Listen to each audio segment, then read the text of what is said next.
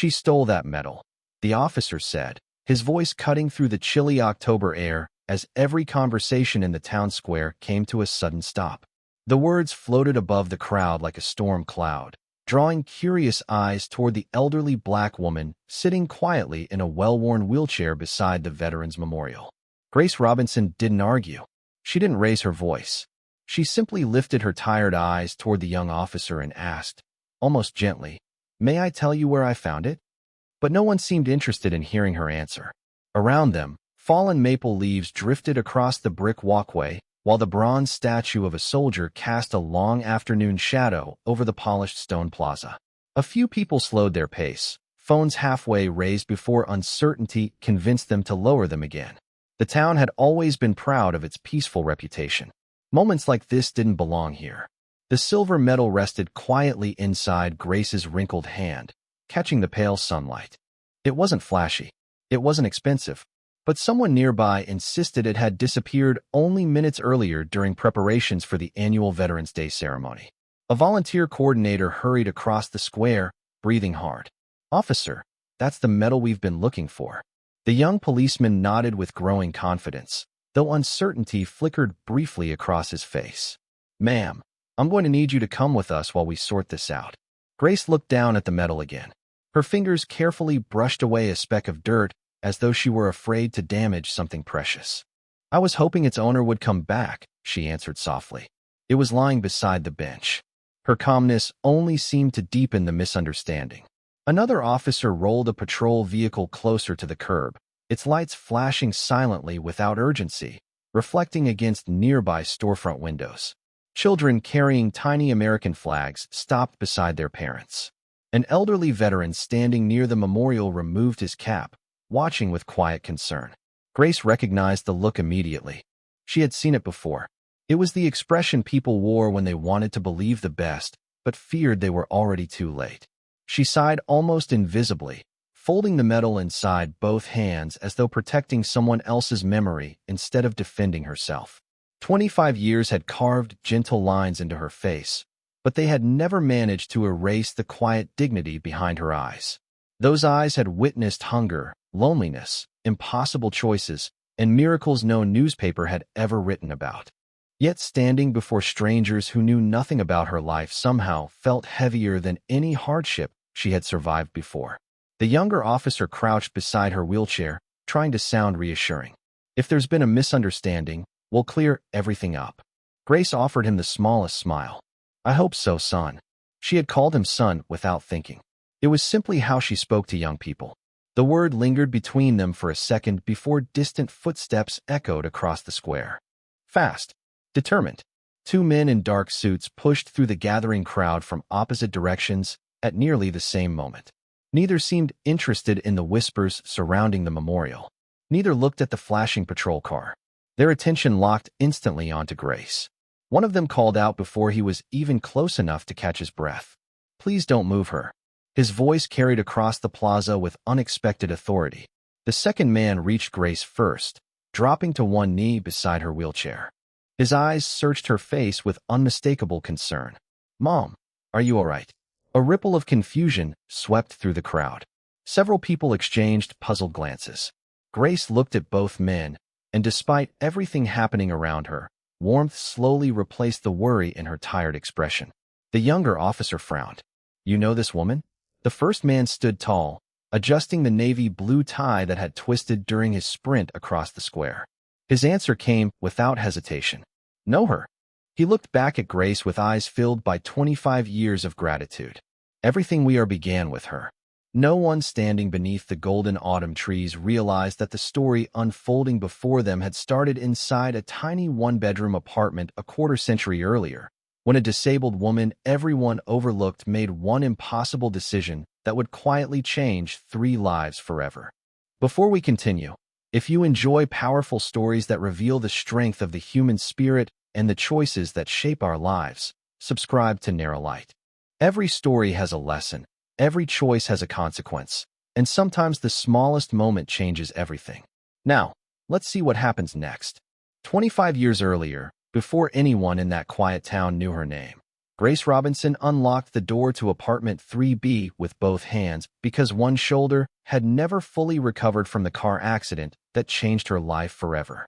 The narrow hallway smelled faintly of old paint, laundry soap, and the vegetable soup simmering inside a neighbor's kitchen.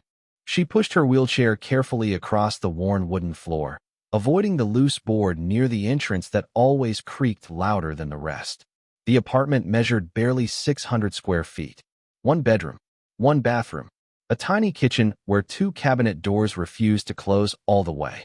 The dining table had been rescued from a church donation pile, and every chair around it was different. Nothing matched except the warmth that somehow filled the little home every evening when the sunlight slipped through faded curtains. Grace parked beside the kitchen counter and opened the refrigerator. Half a gallon of milk, eggs, bread, peanut butter, a few apples. Enough for one person if she stretched every dollar carefully until payday. She quietly calculated the numbers in her head for what felt like the 100th time that month. Rent was due in 6 days. Her physical therapy bill remained unpaid. Her wheelchair tires needed replacing before winter. She smiled anyway. Worry had become such a familiar companion that it no longer frightened her. It simply sat beside her every morning while she brewed coffee. Outside, cold rain tapped gently against the windows as afternoon clouds settled low over the city. Grace reached for her worn denim jacket hanging beside the door. Every Wednesday, she volunteered at the County Children's Resource Center, reading books to children waiting for foster placements. The director always insisted she did more good than any donation ever could. Grace never believed that. She simply liked listening when children talked because too many adults never did. The Resource Center occupied an aging brick building beside the courthouse, where cheerful murals tried their best to brighten long hallways painted in soft beige. Laughter echoed from one playroom, while quiet conversations drifted from nearby offices. Grace greeted everyone by name. Receptionists smiled. Social workers waved. Children hurried over to hug her wheelchair before returning to their coloring books. She remembered every birthday, every favorite dinosaur, every imaginary superhero. Small details mattered because children noticed who remembered them. As Grace rolled toward the reading corner carrying a stack of picture books, she noticed something unusual. Two little boys sat together on a bench near the window. They looked no older than 6. Their jackets were too thin for the October weather, and their sneakers carried dried mud along the sides. Neither child cried. Neither spoke. One quietly held the other's hand so tightly that their knuckles had turned pale. Grace slowed without realizing it. Something about the silence between them felt heavier than any tears could have been. Miss Evelyn, the center director, stepped beside her with a tired smile that did not quite reach her eyes. Grace glanced back toward the twins. "Are they new?" she asked softly. Evelyn followed her gaze before letting out a long breath. "They arrived 3 weeks ago after losing the only family they had." Grace looked at the boys again. One stared out the rain-covered window while the other kept watching every adult who walked past, as though expecting someone to finally stop. "Do they have relatives?" Grace asked. Evelyn slowly shook her head. "None that could take them." Grace remained quiet for a moment before asking the question that changed everything. "Have they found a family yet?" Evelyn hesitated. The silence answered before her words ever could. Finally she whispered, "Everyone wants one child. Almost nobody wants twins. They keep telling us separating them would make placement easier, but neither boy will let go of his brother's hand." Grace could not stop looking at the boys. They had not moved from the bench. Every few minutes a social worker passed by, smiling gently, asking if they wanted juice or crayons, but both children answered with quiet shakes of their heads. The older by only a few minutes, Ethan kept his arm wrapped protectively around his brother's shoulders, while Elijah rested against him without saying a word. They had become each other's entire world. Grace slowly rolled closer until she stopped several feet away, careful not to invade the little circle of safety they had built together. "Hello," she said with the same calm voice she always used when reading storybooks. "My name is Grace." Neither boy answered immediately. Elijah glanced up first, his brown eyes cautious but curious. Ethan remained still, studying her carefully as if trying to decide whether another adult would eventually disappear like all the others. Grace smiled without expecting anything in return. She reached into the canvas bag hanging beside her wheelchair and pulled out a slightly worn picture book with a bright red cover. "I was supposed to read this to another group today," she said softly. "But I think stories sound even better with 3 people listening." She opened the first page without asking permission and began reading. Her voice was warm, slow, and steady, rising and falling with every sentence until the noisy hallway seemed to fade into the background. After several pages, Elijah quietly scooted a few inches closer. Ethan noticed, but did not stop him. By the time Grace reached the end of the story, both boys were looking at the illustrations instead of the floor. It was the first time Miss Evelyn had seen either child smile since arriving at the center. The smile lasted only a heartbeat, but it was enough to make her eyes glisten. Later that afternoon, while the boys worked on a puzzle together, Evelyn invited Grace into her small office. The room smelled of fresh coffee and old file folders. Family photographs covered one wall beside children's drawings that had been taped there over many years. Evelyn closed the door gently before taking a seat across from Grace. "They like you," she said quietly. Grace looked toward the hallway, where faint laughter could now be heard. "They just needed someone to slow down long enough to notice them." Evelyn folded her hands together. "That is exactly what worries me." Grace tilted her head. Evelyn hesitated before opening one of the thick case files resting on her desk. "Ethan and Elijah have already met 4 prospective families." Grace frowned. 4. Evelyn nodded slowly. Every family loved them until they realized they would have to take both boys together. Then the conversations changed. They started talking about expenses, bedrooms, schedules, and how much easier one child would be. Grace lowered her eyes. The words settled heavily inside the quiet room. "Did the boys hear any of that?" she asked. Evelyn answered with painful honesty. "Children always hear more than adults think they do." For several seconds, neither woman spoke. Rain continued tapping softly against the office window, while somewhere down the hall a clock marked another passing minute. Grace looked back through the small glass panel in the office door. Ethan had just handed the final puzzle piece to Elijah instead of placing it himself. The younger twin carefully finished the picture, and both boys smiled as though sharing the victory mattered more than the puzzle itself. Grace felt something tighten deep inside her chest. She had come to volunteer for one afternoon. She had expected to return home with nothing more than another memory. Instead, she found herself unable to imagine those 2 small hands ever being forced apart. Almost without realizing she had spoken aloud, Grace whispered, "They have already lost everything once." Evelyn looked at her with quiet understanding. "Yes," she replied. "And every day they wake up wondering whether they are about to lose each other too." Grace barely slept that night. Rain continued tapping softly against the apartment windows while the old clock beside her bed counted each passing hour with a gentle click that somehow sounded louder than usual. She stared at the cracked ceiling, replaying the image of Ethan and Elijah sitting on that wooden bench, their small hands refusing to let go of each other. Every time she closed her eyes, she saw the quiet fear they tried so hard to hide. By sunrise, she had already made breakfast, folded laundry, balanced her monthly budget twice, and still arrived at the same impossible conclusion. The numbers simply did not work. Her income from the public library barely covered rent, groceries, utilities, and medical expenses. She depended on an aging wheelchair that needed repairs more often than she could afford. Her apartment had only 1 bedroom. Every practical reason said the idea should end there. Yet something deeper refused to let it go. Later that morning, Grace returned to the Children's Resource Center carrying a small box of homemade oatmeal cookies. Ethan noticed her first. His guarded expression softened almost immediately, while Elijah smiled without realizing he had done it. Grace handed each boy a cookie wrapped carefully in a paper napkin. "Fresh from my kitchen," she said. "I hope they survive the drive." Elijah took one careful bite before whispering, "They taste warm." Grace laughed softly. "That is probably because I baked them before the sun came up." Miss Evelyn watched from across the hallway, recognizing something she had witnessed only a handful of times during her 20 years at the center. The boys were beginning to trust someone. After lunch, Grace quietly asked if they could speak again in the office. Evelyn closed the door behind them, already sensing the conversation that was coming. Grace rested both hands on her lap, taking a slow breath before speaking. What would someone need to do if they wanted to adopt them? Evelyn did not answer immediately. Instead, She studied Grace's face with gentle concern. "Are you asking as a volunteer?" Grace looked toward the office window where golden afternoon light stretched across the parking lot. "No," she answered. "I am asking as someone who cannot stop thinking about two little boys who deserve to grow up together." Evelyn leaned back in her chair. "Grace, you know I believe your heart is exactly where it should be. But adoption is more than love. There are financial reviews, home inspections, medical evaluations, background checks, parenting classes, legal hearings. It is a long road."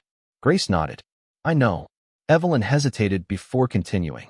"Some people will question whether one woman with a disability should be raising two energetic boys." Grace smiled gently, although sadness flickered behind her eyes. "People have questioned what I could do my entire life." Silence settled between them. Finally, Evelyn asked the question no one else had dared to say aloud. "Can you honestly take care of them?" Grace looked down at her weathered hands before answering with complete honesty. "I do not know if I can give them everything they want. I cannot promise vacations, expensive toys, or a big backyard. But I can promise they will never wonder whether someone chose them. Not for one single day." Tears gathered in Evelyn's eyes. She slowly reached into her desk drawer, removed a thick adoption packet, and placed it carefully in front of Grace. The folder looked heavier than it should have, filled with forms, instructions, and months of uncertainty. Grace rested her hand on the cover without opening it. She understood that her life had quietly divided into two parts. Everything before this moment, and everything that would come after. The adoption process lasted almost 9 months, each week bringing another interview, another inspection, another stack of paperwork that seemed taller than the last. Grace answered every question with quiet honesty, never pretending her life was easier than it truly was. She explained how she managed daily routines from her wheelchair, how she budgeted every paycheck from the public library, and how neighbors from her church had already volunteered to help whenever she needed an extra pair of hands. Some officials smiled warmly. Others looked around the tiny apartment with careful expressions that were harder to read. One evaluator paused in the narrow hallway before asking gently, "Wouldn't it be easier to adopt one child instead of both?" Grace looked toward the empty bedroom she had spent weeks preparing with second-hand bunk beds, freshly painted walls, and two identical blue blankets folded neatly across each mattress. She answered without hesitation, "It would be easier for me. It would not be better for them." The room fell silent. Several weeks later, Grace sat inside the county family courtroom wearing her only navy blue dress while sunlight streamed through the tall windows behind the judge's bench. Ethan and Elijah sat beside her, their small shoes barely reaching the floor as they held each other's hands just as tightly as they had on the day she first met them. The judge adjusted his glasses, reviewed the final documents one last time, and smiled kindly. "Congratulations, Miss Robinson. As of today, these two young men officially become your sons." Grace closed her eyes for a brief moment, allowing herself one slow breath before tears quietly slipped down her cheeks. She was not crying because the journey had ended. She was crying because a new one had finally begun. Ethan looked up at her and whispered the first word that truly made the apartment feel like home. "Mom." Grace turned toward him, unable to speak immediately. Elijah leaned closer and quietly repeated it with a shy smile. "Mom." The word echoed softly inside the courtroom, filling every corner more completely than any celebration ever could. That evening, the little apartment welcomed its newest family. The front door opened to the familiar scent of homemade chicken noodle soup slowly simmering on the stove. 3 bowls waited on the mismatched dining table beside slices of buttered bread and 3 glasses of lemonade. The boys wandered carefully through every room as though exploring a castle instead of 600 square feet. Ethan claimed the top bunk after asking permission 3 different times. Elijah placed the single stuffed bear he had carried from the resource center onto the lower bed before carefully smoothing its blanket. Grace watched from the doorway, her heart fuller than the apartment had ever felt. After dinner, they gathered in the living room beneath an old floor lamp that cast a warm amber glow across faded carpet and well-worn furniture. Rain tapped gently against the windows once again, but this time the sound felt comforting instead of lonely. Grace opened the same red picture book she had read on the afternoon they first met. Before she reached the second page, Elijah had quietly rested his head against her shoulder while Ethan leaned beside her wheelchair, listening to every word. When the story ended, neither boy moved. They simply sat there enjoying a silence that finally felt safe. As Grace tucked them into bed later that night, she kissed each forehead and whispered, "You will never have to wonder if someone chose you." Ethan looked up through sleepy eyes. "Will you still be here tomorrow?" Grace smiled with all the certainty she possessed. "Tomorrow, next week, next year, and every day the good Lord gives me." The boys drifted to sleep within minutes, breathing softly beneath their matching blankets. Grace remained in the doorway a little longer, listening to the quiet rhythm of two children finally resting without fear. In that tiny apartment, with bills still waiting on the kitchen counter and an uncertain future beyond the windows, three lives had quietly become one family. The years did not transform Grace's life through sudden miracles. They changed it one ordinary day at a time. Every morning began before sunrise with the familiar whistle of the old coffee maker and the comforting smell of oatmeal slowly cooking on the stove. Grace wheeled herself through the narrow kitchen while Ethan packed lunches and Elijah carefully folded the blankets they had slept under since the day they came home. Their apartment remained small, but it never felt crowded. Every corner carried evidence of a family learning to grow together. Height marks climbed one side of the hallway wall. Crayon drawings slowly replaced blank refrigerator doors. School calendars, grocery lists, and handwritten reminders covered the corkboard beside the telephone. Nothing looked expensive, yet everything belonged.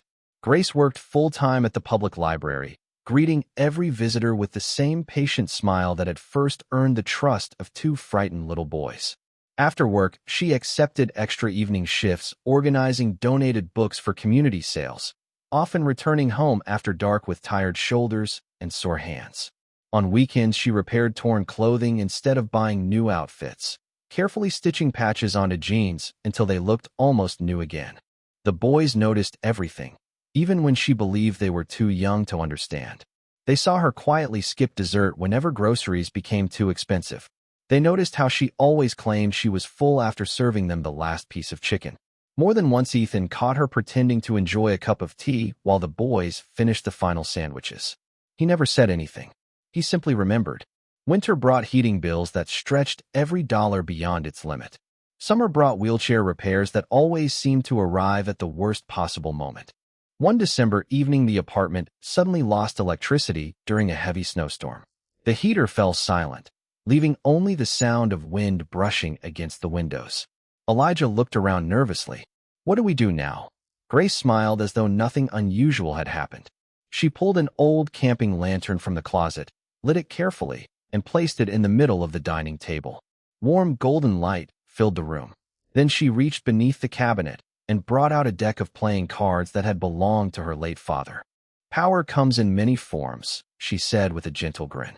"Tonight ours looks like cards and hot cocoa." The boys laughed as snow drifted quietly outside, while the little apartment glowed with candlelight, stories, and laughter instead of electricity. Years later, neither brother would remember the cold. They would only remember feeling safe. Grace never measured success by grades or trophies. She celebrated kindness. Whenever one of the boys helped a classmate, returned a lost wallet, or stood beside someone being left out, she treated the moment like a championship victory. "Character is what stays after applause disappears," she often reminded them while washing dishes or folding laundry. Those simple words settled deep inside both boys, becoming part of the people they were slowly becoming. Every Friday evening, they followed the same tradition. After dinner, Grace rolled her wheelchair onto the apartment balcony, where they watched the sunset paint the sky above rows of brick buildings. Ethan described dreams of becoming someone who defended people who had no voice. Elijah talked endlessly about protecting families so children would never experience the fear they once carried. Grace listened quietly, wrapping a blanket around their shoulders whenever autumn winds became too cool. She never told them what careers to choose. She only encouraged them to become men who left every room a little kinder than they found it. As the seasons continued turning, neighbors stopped seeing them as the woman in the wheelchair and the adopted twins. They simply became the Robinson family, the little household with the biggest heart on the block, where every hardship was met with quiet dignity and every blessing, no matter how small, was shared before it was celebrated. Time moved quietly through the Robinson household, marked not by calendars, but by milestones that once seemed impossible. The faded height marks on the hallway wall climbed higher each year until Ethan and Elijah both stood taller than the woman who had raised them. Their voices deepened, their shoulders broadened, but every morning they still argued over who would push the grocery cart, while Grace compared prices with a folded list tucked inside her sweater pocket. The apartment remained their anchor even as the world outside grew larger. High school brought new opportunities along with new pressures. Ethan developed a gift for debate, surprising teachers with the calm confidence he displayed whenever someone needed defending. He never raised his voice. He simply listened carefully before speaking with quiet conviction. One afternoon, his history teacher called Grace after school. "Miss Robinson," she said warmly, "your son settled an argument between two classmates better than most adults I know." Grace smiled into the phone.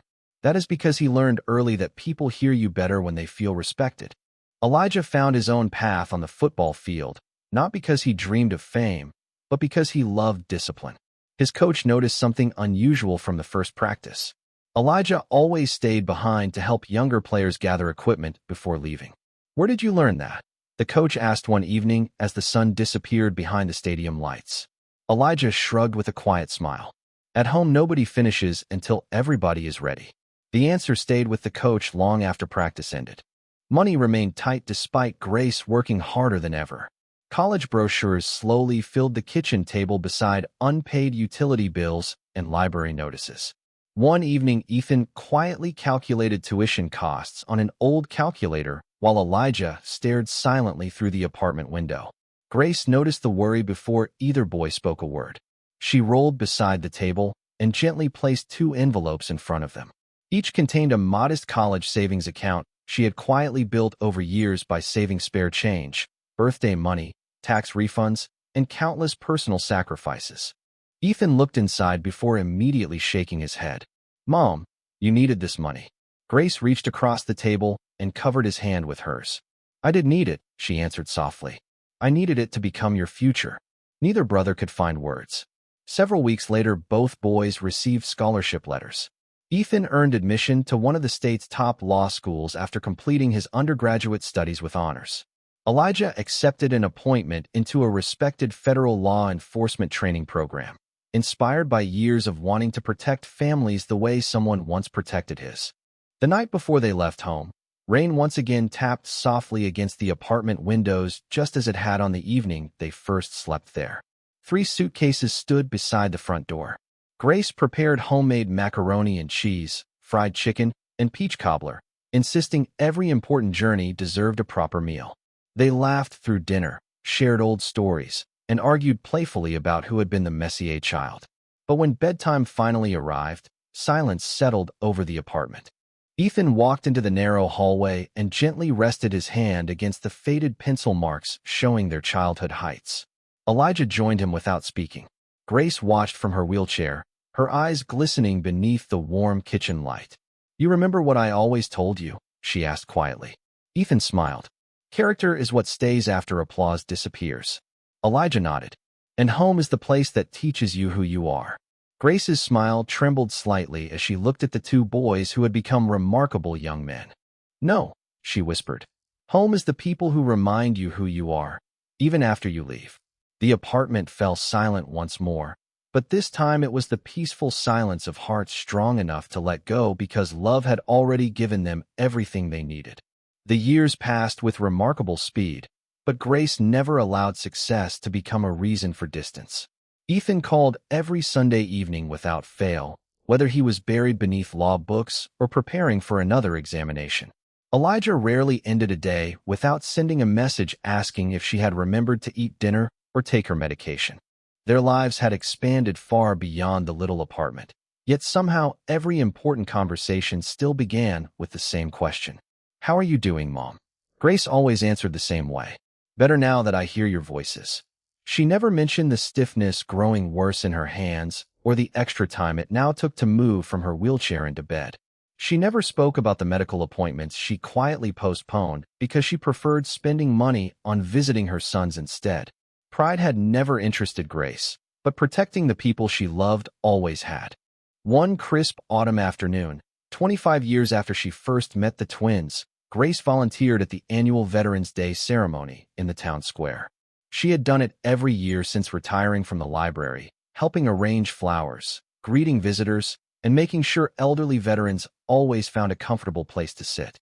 The square shimmered beneath golden maple trees while children waved small American flags, and a community choir rehearsed nearby. Grace smiled at familiar faces as she slowly wheeled herself along the brick walkway. While passing a quiet bench beside the memorial, something caught her eye beneath a layer of fallen leaves. It was a silver military medal attached to a faded blue ribbon. She stopped immediately. The medal looked old, carefully engraved, and obviously important to someone. Grace picked it up gently with both hands, brushing away bits of dirt before reading the name etched across the back. Someone must be looking everywhere for this, she whispered to herself. Rather than placing it in her bag, she kept it resting openly on her lap, planning to hand it directly to the ceremony coordinator. Before she could reach the information tent, anxious voices spread through the square. Volunteers searched beneath chairs, inside display cases, and around the memorial itself. One man repeatedly said, "It has to be here somewhere." Grace turned her wheelchair toward the group, raising the medal slightly so its silver surface reflected the afternoon sunlight. At that exact moment, a visitor across the plaza pointed in her direction. "There it is." Several people turned at once. Their expressions changed before Grace had spoken a single word. A young officer approached politely, but with growing urgency. "Ma'am," he said, "where did you get that medal?" Grace answered calmly, "I found it beside the bench and was just bringing it over." The officer nodded, but uncertainty clouded his face as another volunteer insisted the medal had disappeared only moments earlier. Around them, conversations faded into uneasy silence. Grace remained perfectly still, holding the medal carefully as though it belonged to history rather than herself. She noticed the officer glancing between her, the medal, and the worried crowd. She understood what he was trying to do. She also recognized how quickly appearances could become assumptions. Even then, she chose patience over frustration. Softly, she said, "Please take it back to its owner. That is all I wanted." The officer hesitated, caught between procedure and instinct, while the autumn wind carried another shower of leaves across the memorial. None of them realized that within minutes, two familiar voices would arrive and remind everyone standing there that the truest measure of a person's life is not found in what they hold, but in the lives they have quietly lifted over the years. Before we continue, if you enjoy inspiring stories about courage, second chances, and people who choose kindness when it matters most, subscribe to Narralight. Our stories remind us that one decision, one voice, or one act of compassion can change a life forever. Now, let's see what happened next. The young officer looked down at the medal resting in Grace's hands before taking a slow breath. His training told him to preserve the situation until every question had been answered. His conscience quietly reminded him that the woman before him had shown nothing but patience. Around them, the crowd continued to grow. Parents gently pulled curious children closer, while veterans stood silently beneath rows of American flags fluttering in the cool afternoon breeze. Grace remained exactly where she was, her wheelchair angled toward the memorial as sunlight reflected softly across the polished metal in her lap. She had lived long enough to understand that calm often spoke louder than explanations. "Ma'am," the officer said carefully, "would you mind waiting with us for a few minutes while we verify everything?" Grace nodded without hesitation. Of course. She placed both hands comfortably on her blanket and looked toward the bronze statue rising above the square. The expression on her face carried neither anger nor fear. It carried only quiet patience, the kind that had been shaped by decades of choosing grace over resentment. One elderly veteran standing nearby slowly approached the officers. His navy jacket displayed rows of service ribbons faded by time. "Excuse me," he said politely. "I know this lady. She volunteers here every year." Another volunteer quickly added, "She helped my wife after her surgery. She is one of the kindest people in town." The young officer listened respectfully, but procedures still required answers. "I appreciate that," he replied. "We simply need to understand how the medal ended up in her possession." Grace gently lifted her eyes toward the veteran and smiled. "It is all right, Harold. They are doing their jobs." Harold removed his cap and sighed. You are still protecting everyone else, even now. Grace chuckled softly. Old habits are difficult to break. A few feet away, the ceremony coordinator searched through paperwork while another volunteer hurried toward the registration tent hoping to locate the medal's owner. Time seemed to slow beneath the golden trees. Every passing minute made the silence heavier than before. The officer quietly radioed for additional information, then returned his attention to Grace. Did anyone see you pick it up? He asked. Grace thought for a moment before shaking her head. I do not believe so. The bench was empty when I found it beneath the leaves. The officer nodded, writing a few notes into a small notebook. Nothing about her story changed. Nothing about her manner suggested deception. Even so, uncertainty lingered because facts had not yet caught up with appearances. Across town, inside a downtown courtroom nearly 15 miles away, Ethan Robinson had just concluded an afternoon hearing. He gathered his legal files when his phone vibrated across the polished conference table. The screen displayed a message from a neighbor who rarely texted unless something truly mattered. It read only one sentence. Your mother is surrounded by police at the Veterans Day ceremony. Ethan froze. For one heartbeat, he simply stared at the words without breathing. At nearly the same moment, several blocks away inside a federal field office, Elijah stepped out of a briefing room after finishing a training presentation. His phone buzzed with the exact same message forwarded by another family friend who had recognized Grace in the growing crowd. Elijah did not ask questions. He picked up his car keys and headed for the door immediately. Neither brother knew what had happened. Neither cared about the details yet. They shared only one certainty born from 25 years of unconditional love. If Grace Robinson was standing alone, she would not remain alone for long. The first black SUV rolled quietly to the curb without sirens or flashing lights. A second vehicle stopped just behind it before either engine had fully settled into silence. Heads turned across the town square as two men stepped out almost simultaneously, each moving with calm purpose rather than panic. Ethan adjusted his charcoal suit jacket as he crossed the brick walkway with long, determined strides, a leather briefcase still in one hand from the courthouse. Elijah moved beside him wearing a navy field jacket embroidered with the insignia of his federal agency, his badge secured neatly against his belt. Neither brother paid attention to the growing crowd. Their eyes searched for only one person. Grace looked up from her wheelchair and smiled the same gentle smile she had worn when they were children coming home from school. You boys drove too fast, she said softly. Ethan knelt beside her, his expression immediately softening. We came as fast as we could. Elijah rested one reassuring hand on the back of her wheelchair before quietly asking, Are you all right, Mom? Grace nodded. I am fine. There has simply been a misunderstanding. The younger police officer watched the exchange with visible surprise. Only moments earlier he had seen an elderly woman quietly waiting beneath autumn trees. Now two accomplished professionals addressed her with unmistakable affection and respect. Ethan slowly stood and offered the officer a courteous handshake. Good afternoon. My name is Ethan Robinson. I am her son. The officer accepted the handshake politely. Officer Daniel Harper. Ethan nodded. Officer Harper, thank you for treating my mother respectfully. I understand you have responsibilities, and I appreciate that. The officer seemed almost relieved by the calm tone. We are only trying to determine what happened with the missing medal, sir. Elijah stepped beside his brother without interrupting. His voice carried the quiet confidence of someone trained to evaluate facts before drawing conclusions. Then let us help however we can. Grace looked up at both men with quiet pride. 25 years earlier, they had hidden behind each other whenever strangers entered a room. Now they stood with steady shoulders, protecting others through patience instead of confrontation. Harold, the elderly veteran, smiled as recognition spread through the gathering crowd. Those are her boys, he whispered to another volunteer. She raised them right. More neighbors slowly began sharing stories among themselves. Someone remembered Grace organizing food drives during difficult winters.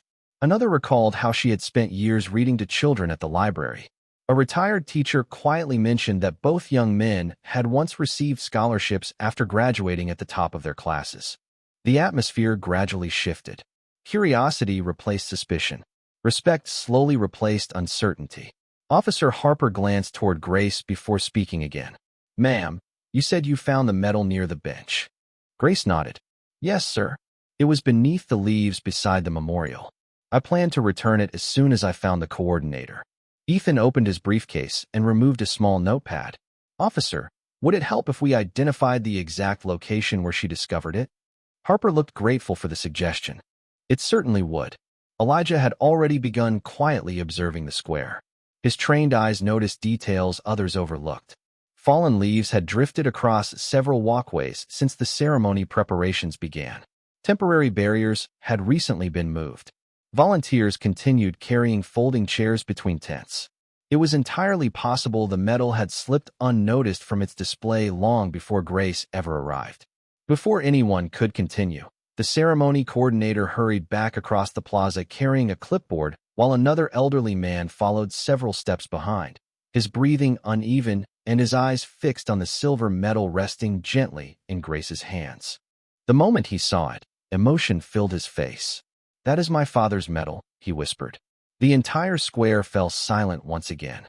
The elderly man approached slowly, removing his cap before stopping in front of Grace. His weathered hands trembled ever so slightly as he looked at the silver medal resting across her lap. "My name is Walter Hayes," he said quietly. "That medal belonged to my father. He earned it during the Korean War, and our family has brought it to this ceremony every Veterans Day for more than 30 years. Grace carefully lifted the medal with both hands and offered it back to him. "I am so glad it found its way home," she replied.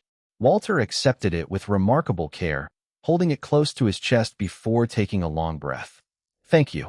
Officer Daniel Harper looked from Walter to Grace, sensing that the missing pieces were finally beginning to fit together. "Mr. Hayes," he asked respectfully, "do you know how it became separated from the display?" Walter frowned thoughtfully. Before he could answer, one of the ceremony volunteers hurried over carrying a tablet connected to the temporary security cameras placed around the memorial for the event. "We found the recording," she announced. "It covers the walkway beside the benches." Several people gathered around as the video began playing. The screen showed families arriving, volunteers arranging chairs, and children running beneath the maple trees. Then, just before Grace appeared, the ribbon securing the medal to a display board slipped loose as a strong gust of autumn wind lifted one corner of the fabric. The medal quietly slid from the table, bounced once across the brick walkway, and disappeared beneath a pile of golden leaves. A few minutes later, Grace entered the frame, paused beside the bench, noticed something shining beneath the leaves, and carefully picked it up. She examined the engraving for a brief moment before turning toward the information tent exactly as she had described. She never placed the medal into a pocket. She never attempted to leave the square. Every movement reflected only one intention: returning something precious to its rightful owner. The recording ended. Silence settled over the crowd, but it felt entirely different now. It was no longer filled with uncertainty. It was filled with understanding. Officer Harper slowly lowered his eyes before stepping toward Grace. "Miss Robinson," he said sincerely, "I owe you an apology. You told us the truth from the very beginning." Grace answered with her familiar gentle smile. "Sometimes the truth simply needs a little time to catch up." Harper nodded quietly. "Thank you for your patience." Walter looked at Ethan and Elijah before turning back toward Grace. "These fine men are your sons." Grace's eyes brightened immediately. "Yes, the greatest blessing of my life." Walter smiled warmly. "Then I think your father would be proud too." Ethan glanced at Elijah, both remembering another autumn afternoon 25 years earlier when they had sat on a wooden bench believing nobody would ever choose them.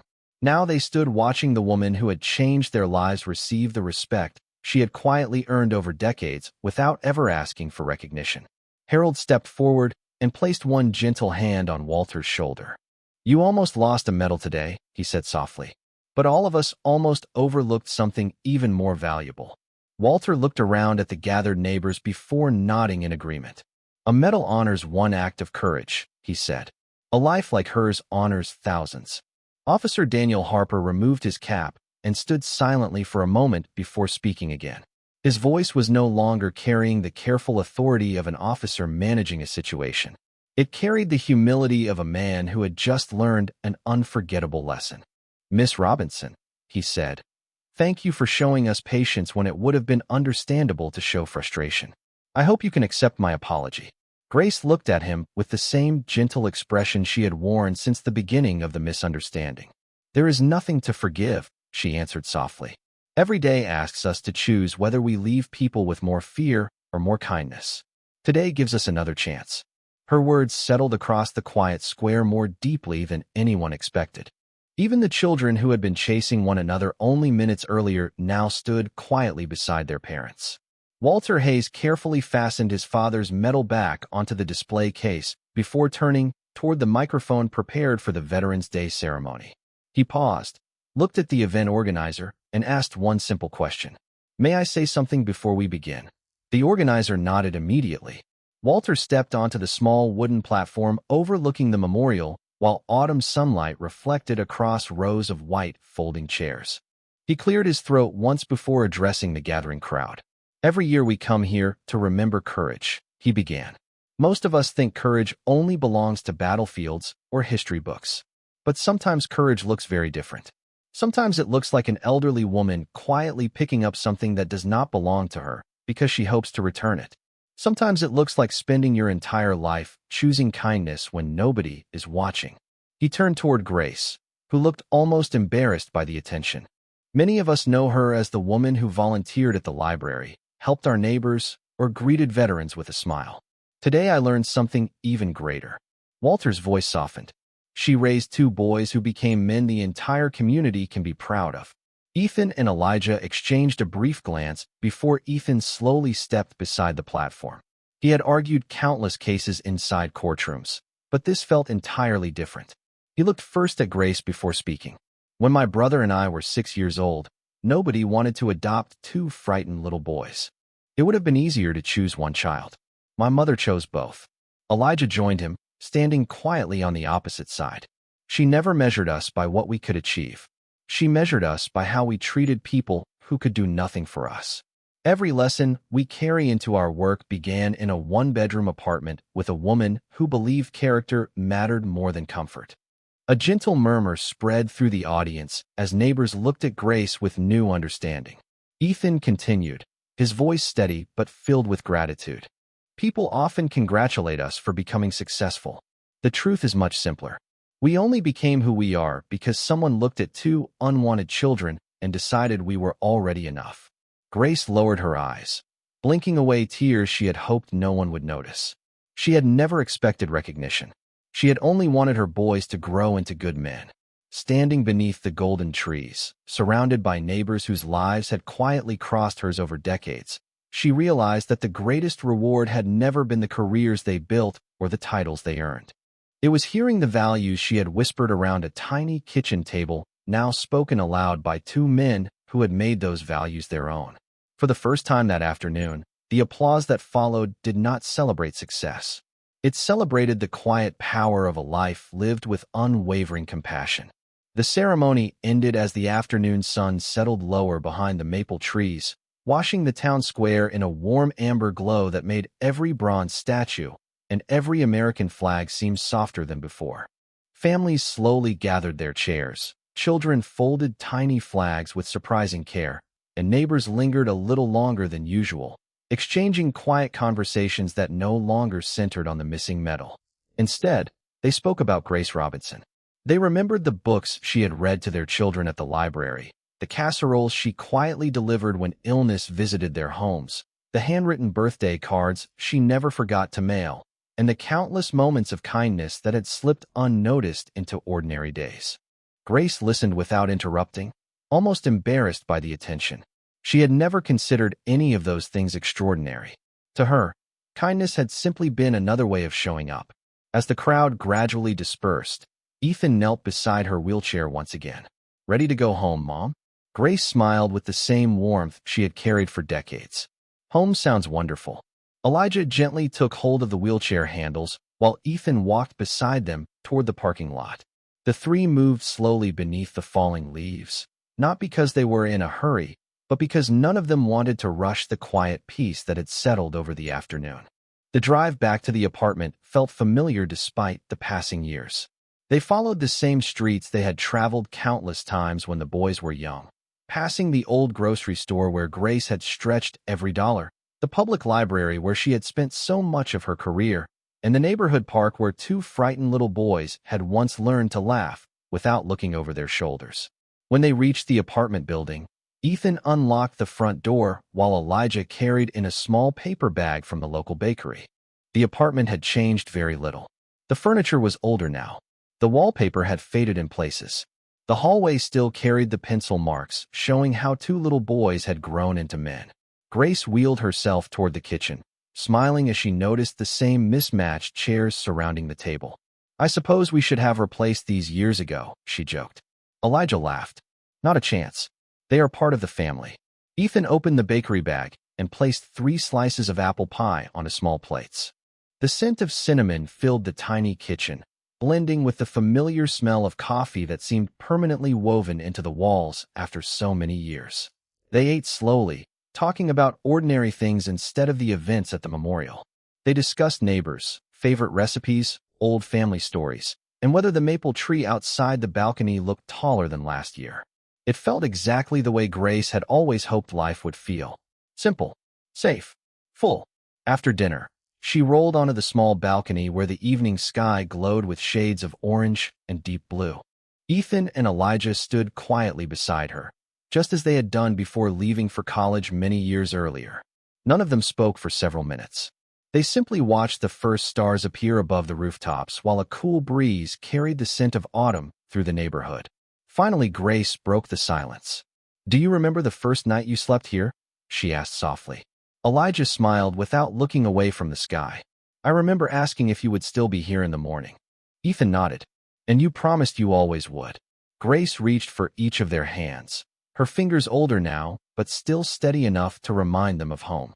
"The truth is," she whispered, "I thought I was giving 2 little boys a place to belong." She paused, her eyes reflecting the last light of the day. "But all these years, you were giving me one too." Neither son answered immediately. They did not need to. The gentle squeeze of their hands around hers said everything words never could.